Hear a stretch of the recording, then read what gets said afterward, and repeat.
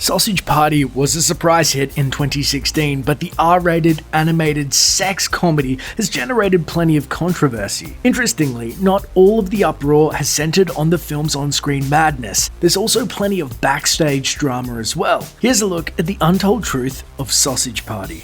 It started as a punchline. Back when Seth Rogen, Jonah Hill, and Cera were promoting their 2007 hit Superbad, Rogen says journalists would ask them what their next movie was going to be. As a joke, they'd say Sausage Party, reasoning that a title like that would fit with journalists' expectations of the kind of movie they'd make next. Nearly a decade later, when Rogen had the idea of making an R-rated cartoon, he kept coming back to the name of that fake movie, and ultimately he and his writing partner, Evan Goldberg, devised the concept and script around the name.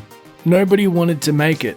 After Rogen and Goldberg developed the story and artwork, they teamed up with co-directors Conrad Vernon and Nitrogen head Greg Tiernan, and then, well, nothing happened for years. They pitched the movie to literally dozens of studios and even considered seeking private investors when they invariably got shut down. Even with Rogen and Jonah Hill attached to star, there seemed to be no studio willing to gamble on a raunchy adult cartoon tackling religious themes. Rogen's mission of making an R-rated Pixar movie dragged on for 8 years, until the team eventually got the support of Annapurna and Sony Pictures, who apparently just really wanted to see horny food come to life. And really, is that so wrong?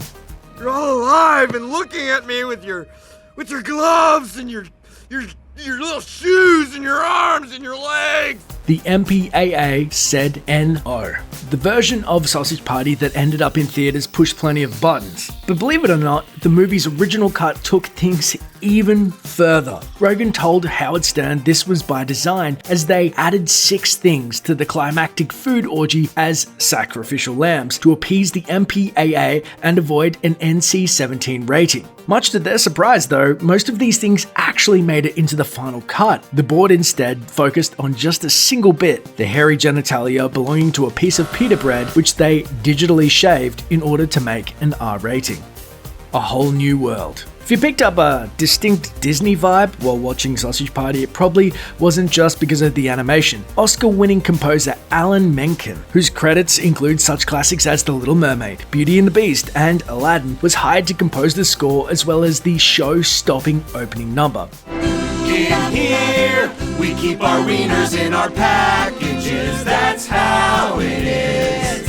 It sucks, but that's the way our buns keep fresh. It may seem surprising to longtime Disney fans, but according to Menken, his decision to take the job wasn't much of a shock to people who know him in real life. He told The Hollywood Reporter, "I remember telling my daughters that I was doing a project, Sausage Party, and they looked at me and went, 'Dad, Sausage Party?' In real life, I'm actually a very R-rated person."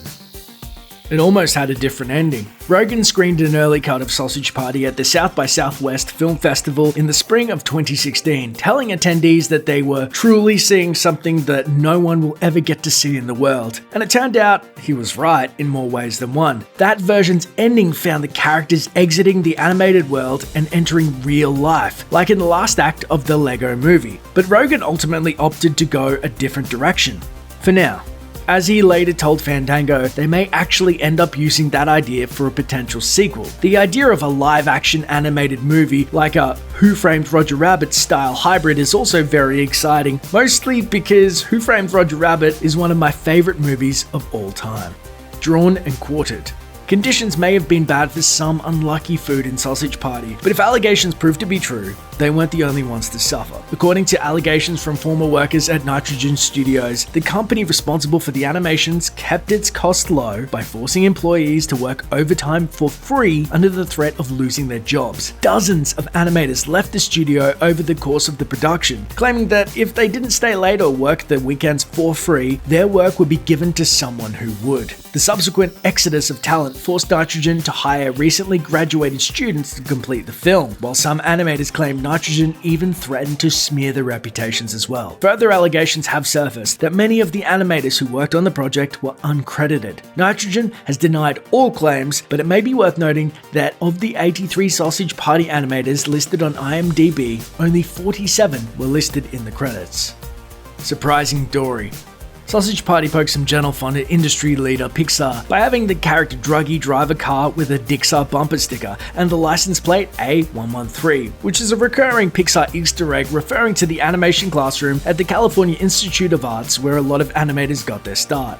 But the biggest prank Sausage Party played on Pixar was entirely accidental. Shortly after the monster hit Finding Dory opened to record-breaking crowds in June 2016, a theater full of kids at the Brendan Concord 14 movie house in California were accidentally shown the ultra-filthy red band trailer for Sausage Party.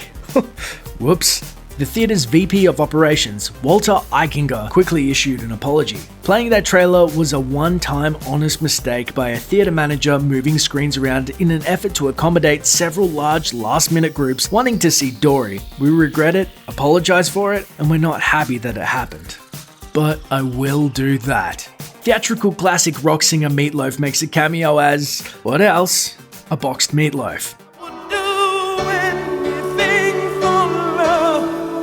Never lie to you, and that's a fact.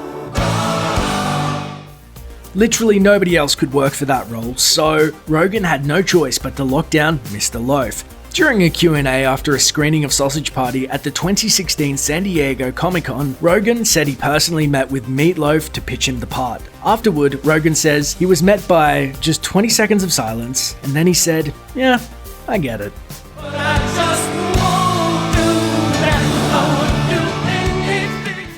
Did he? No, he didn't. Speaking of cameos, Sean Puffy Combs was almost in the movie. Rogen's team approached Combs for a cameo to voice a bottle of Courvoisier cognac, but when it came time to record his lines, Diddy dropped out. The reason? He didn't want to provide a voiceover for a cartoon. Rogen says Combs understood that the movie was about food come to life, but he apparently thought it was live action, and he thought he and other performers would be wearing food costumes. Now that would have been amazing. Thanks for watching. Click the looper icon to subscribe to our YouTube channel. Plus check out all this cool stuff we know you'll love too.